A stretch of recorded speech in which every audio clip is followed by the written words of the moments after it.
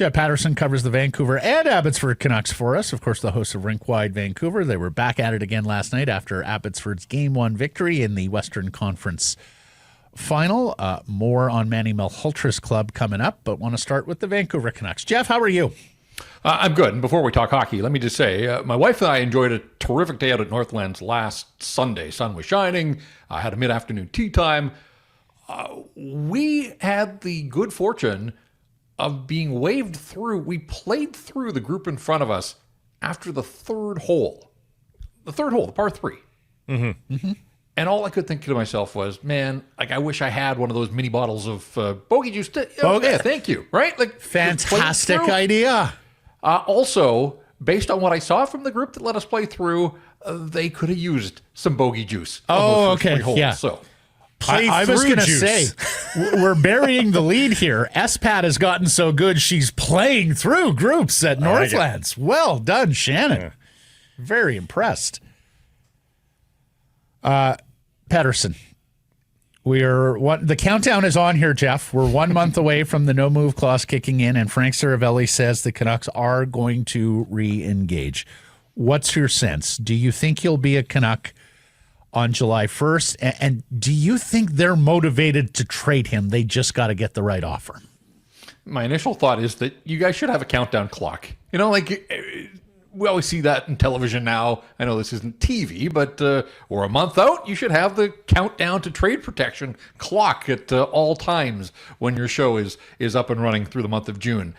My hunch is that he's going to be here when training camp rolls around. Now, we heard Patrick Allvin at his year-ender say he's keeping his options open, and what else could the GM say in that moment? But I think there's an element of truth to all of that. But in subsequent media availabilities, Jim Rutherford has talked about the offseason and what they expect from Elias Patterson, sort of all of it with an eye to next year. And of course, when Adam Foote took over, he was asked point blank about Elias Patterson, and we talked about how it was more positivity than we had heard from the previous head coach.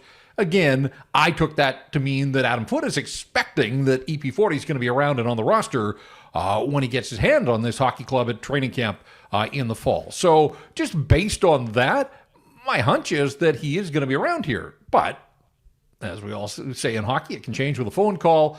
And if things start to ramp up and if other teams re-engage, if there are teams out there that come around and start kicking tires, then of course the Vancouver Canucks have to listen. But they're already a team that has this lack of depth and strength down the middle. And now we're talking about peddling Elias Patterson. Without knowing the returns, it's hard to go too far down the road here. But if they think that they can make a swap and somehow build up that center ice position with a new face, a different player, a different profile of player, then I think these are all things that they have to consider internally between now and the time that that trade protection kicks in. So I hear both of you. I hear both of your mouths when you talk about your best solution at center ice is Elias Patterson. I hear both of you when you talk about how it's going to be a difficult contract to move, and you're not trading him at high value. I get all of the case for keeping Elias Patterson. The flip side is I don't believe this management group has ever believed him to be a championship centerpiece. I think they continue to have grave concerns about his practice habits, preparation, and all of that. And then, of course, the worst crime here is hanging on to an $11.6 million anchor player. I put all of that together, and I do think Jim Rutherford and Patrick Allvin would like to make a trade this month with that player. And I think it is entirely incumbent on what is coming back, and I think Jeff is right that they need a center as part of the package. Do you think that they merely make a trade in which it's perceived as a fair price, or do they need to win the trade? No, I think they are firmly in fair price territory. Oof. Jeff, what do you think? Well, the more that I watch the playoffs, again, I'm just sort of reminded of the profile of center icemen that the Vancouver Canucks don't have right now after they traded JT Miller. And all this talk about Marco Rossi, and sure, Marco Rossi, a 60-point guy before the age of 25.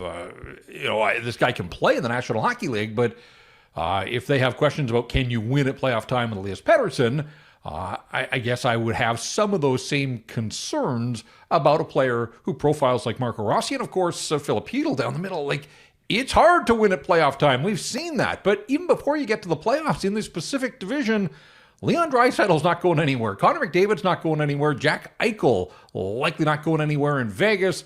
Mason McTavish down in Anaheim.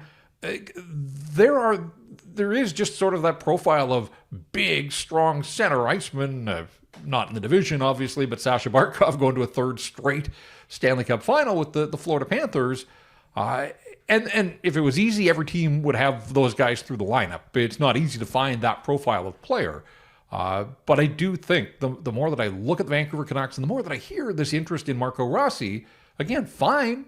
But you show me who's the horse here. And so back to your point, Matt, I mean, I think that sort of is the concern from this management group with Elias Patterson. And we saw it last year in the playoffs against Edmonton. I mean, they took Edmonton to Game 7 with a third-string goaltender and with a supposed star, who really was hard to find most nights there.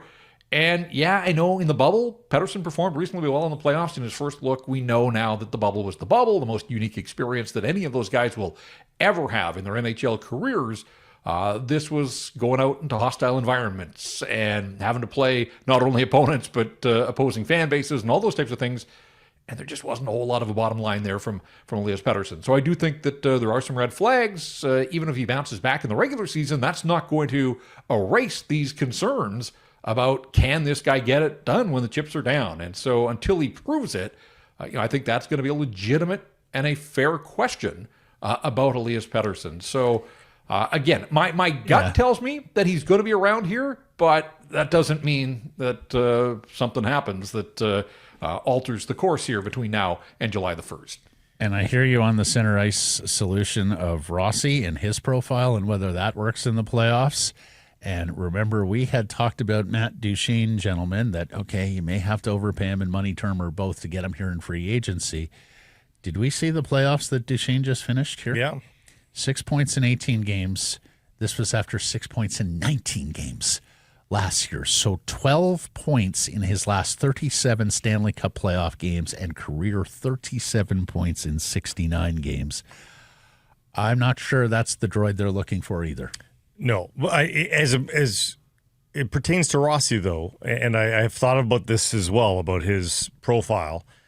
I think the Canucks cross the bridges as they get to them, guys, and they're just trying to get to the playoffs. And Rossi and Paterson down the middle, a rejuvenated Paterson, that's the caveat. Yeah. I think that gets you to the playoffs at the very least, and that's the first step for this franchise. I've been thinking about that, Blake, especially with regards to this draft and the 15th overall, and I hear you about, trying to piecemeal a playoff team together and then filling in, and yet I just wonder whether you need to build the playoff team from the ground up, from the foundation up, the moment of construction. So take the big player at 15th overall over the small player at 15th overall. Take the rangy defenseman, the skating defenseman over the...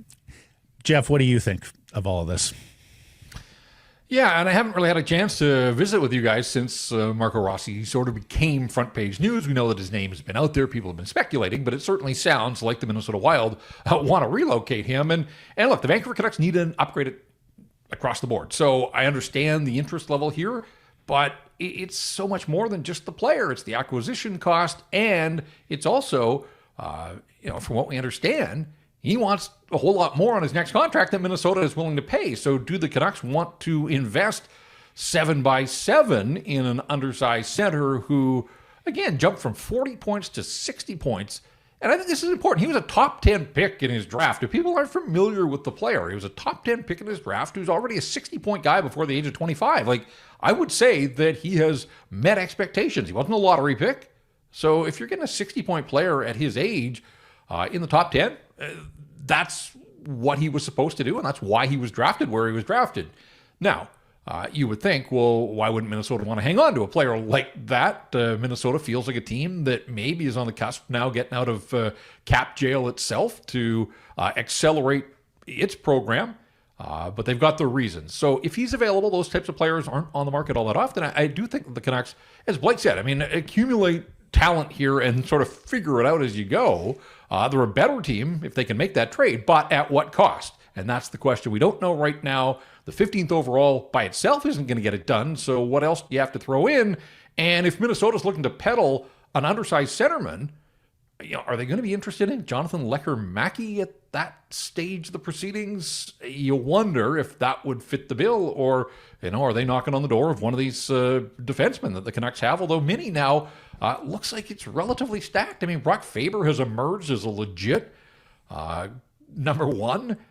They went out and they made the trade with Columbus. They've added Zev Boom to the mix there. Like, their back end, they seem like they're in pretty good shape. Now, can you continue to add to that and get even better? Yeah, I suppose so. But, that's why so many layers to all of this. And without fully knowing the acquisition cost, it's hard to sort of assess before the deal goes down. But I do think that the Canucks should be playing the field here, figuring out what these types of players are going to cost. What kind of inventory do they have? Is it enough to make these sorts of deals?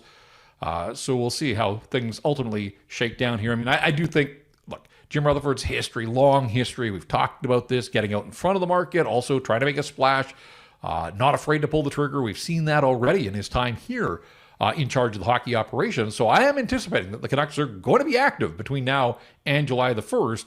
I don't know that Marco Rossi is necessarily the guy, but I do think that he is the kind of player that they absolutely should be going down the path on.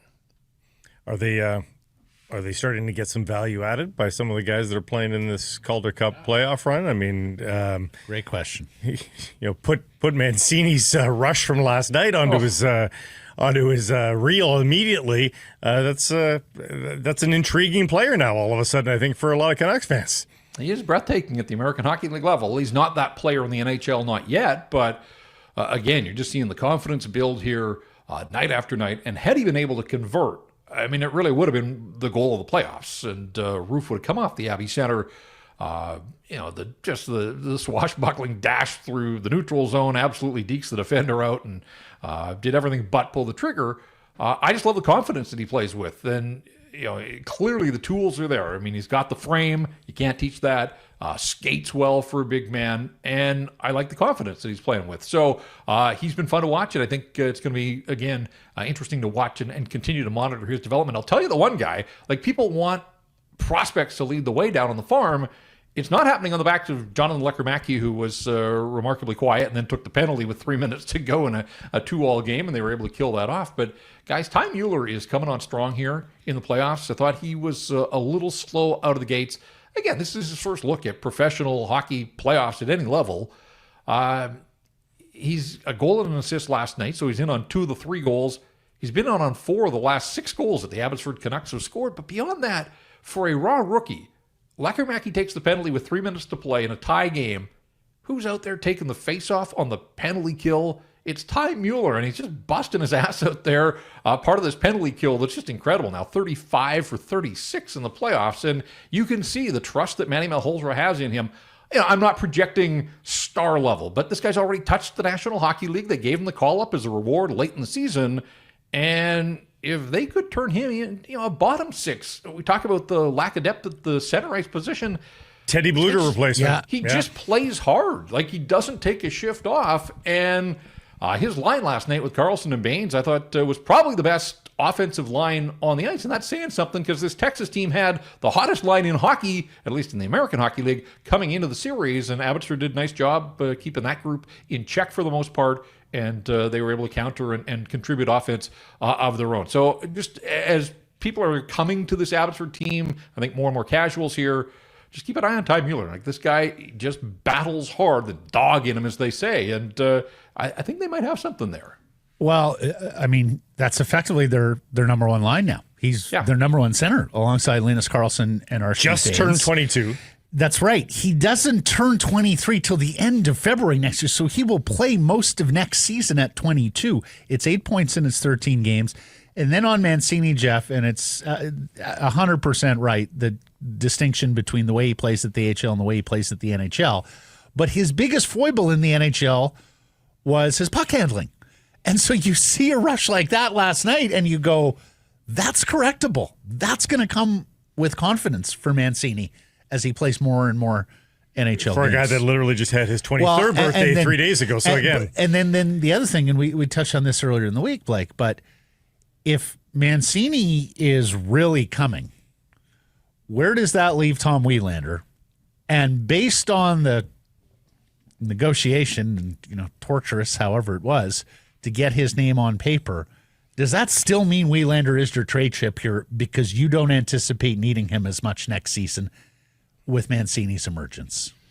Well, it's hard to imagine that the two young right side guys would be in the NHL lineup together early on if the Vancouver Canucks are intent on making inroads and trying to get back to the playoffs. You've already got Phil Hronek and Tyler Myers. So unless one of those guys is injured, and that's possible, but who knows what they do in terms of adding veteran guys in free agency, or are they just going to turn these young guys loose and have this sort of internal competition for a roster spot? It is hard to imagine, though, that they would both be in the lineup together. So a little bit of redundancy in the short term. Of course, if you're projecting out, they look like two guys that you could build that right side around. So we'll have to wait and see. I should say as well, guys, a very spirited discussion, and not the first time, but it heated up again last night in the chat during RinkWide, was this notion of Elias Patterson and why he's not in Abbotsford. And last night probably wasn't the night to have the discussion, because if he's there and playing, Christian Welander or Guillaume Brisebois is probably coming out, and those two guys ended up scoring goals for Abby last night.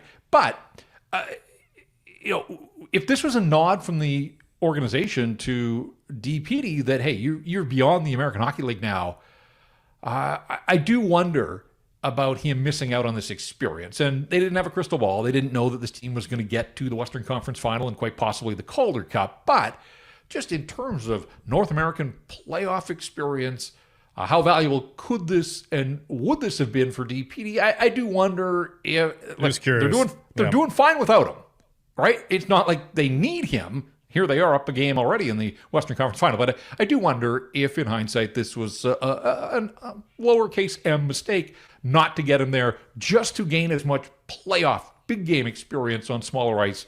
But look, I think the nod is that this guy was terrific in his short time in the NHL. This gives him a longer runway in the offseason to prepare now that he has the baseline of life in the National Hockey League. Whatever the case, he's not in Abbotsford. He's not coming to Abbotsford.